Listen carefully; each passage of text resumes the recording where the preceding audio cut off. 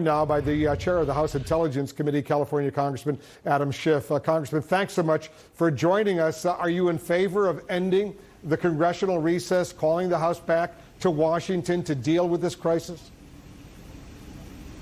Absolutely. I think we need to deal with the emergency needs of the Postal Service. Bear in mind, we provided funding for the Postal Service. We passed it in the House 3 months ago.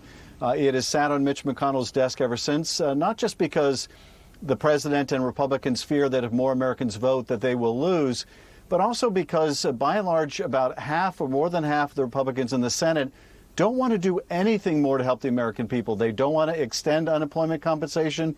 They don't want to provide money for schools or states or cities or renters. They don't want to do anything. But certainly the president doesn't want to improve the functioning of the post office because he thinks that higher turnout, more Americans voting, is a bad thing for him personally, even if it's exactly what our democracy needs.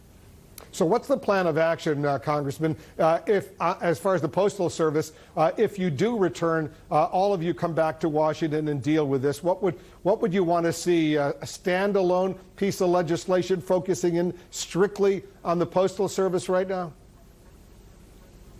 Well, look, I would like to make sure that we meet the needs, the broad needs of the American people right now who are suffering with access or lack of access to health care, lack of access to testing, and also struggling financially.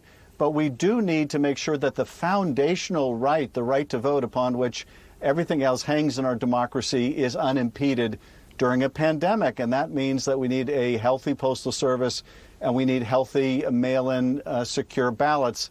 And the president is doing everything he can with his donor-made Postmaster General to thwart that. It is part of a decades-long strategy of disenfranchisement, the doing away with the postal boxes, the doing away with postal stations in urban areas, the enactment of deliberately burdensome voter ID laws. All of this has been years and years in the making to try to disenfranchise people.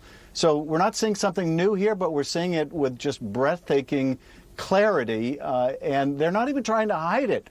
The president is quite adamant that he just doesn't think he can win if more people can vote. And that is just a shocking betrayal of our democracy, but not a surprise from this president. So we're going to keep the pressure on, Wolf. I think John Harwood is exactly right. We need to amp up the public attention to this. People need to weigh in with their representatives and their senators and hold them accountable so that those members of Congress know if they get in the way of the Postal Service, if they undermine it, if they prevent veterans from getting their medicines from the VA and people getting their disability checks, they are going to pay a price as well as the president. I want to turn to some other important issues. Interestingly, the president yesterday said he would, in his words, look at the possibility of actually pardoning Edward Snowden, who leaked classified intelligence back in 2013. What do you make of that?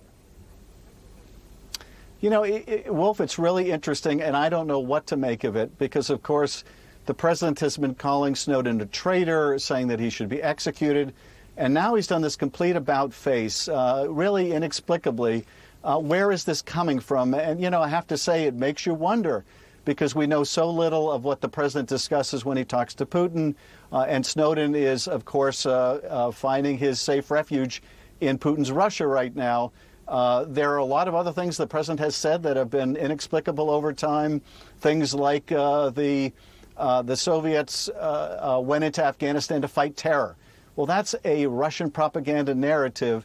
So where is he getting this sudden, fascinating, newfound interest in a pardon for Edward Snowden?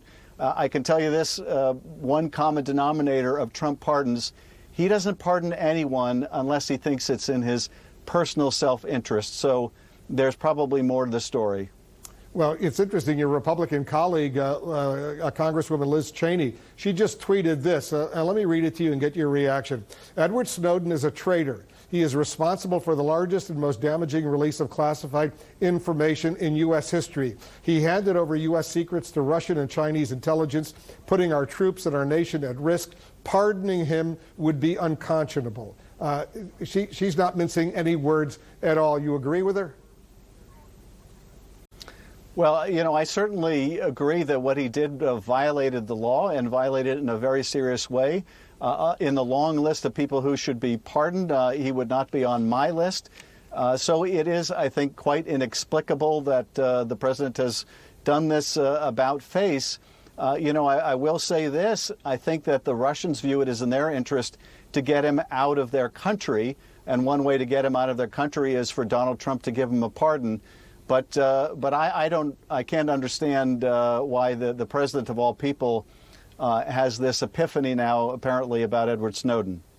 We're showing our viewers, Congressman, some live pictures of the President and the First Lady, their son, just arriving at Joint Base Andrews outside of Washington, D.C. They spent the weekend up in New Jersey at the President's Country Club up there. They're going to be boarding Marine One, heading back to the White House. We'll continue to monitor that, see if the President stops and talks with reporters upon their arrival at the White House. Congressman Schiff, as usual, thanks so much for joining us.